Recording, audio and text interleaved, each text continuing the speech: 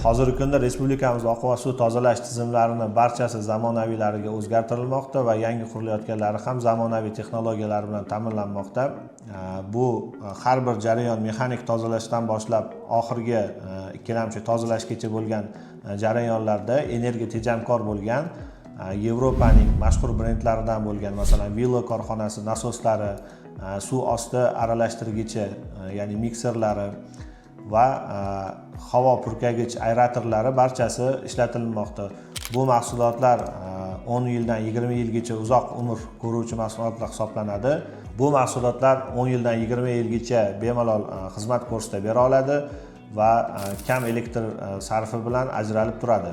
Oqova suv tozalashlarda yana bir texnologiyalar, bu membrana texnologiyaga bu yildan O'zbekistonda o'tildi va bu texnologiyadan chiqqan suvdan bemalol qishloq xo'jalik va irrigatsiya uchun ishlatilishi mumkin. Bu o'z o'rnida aholini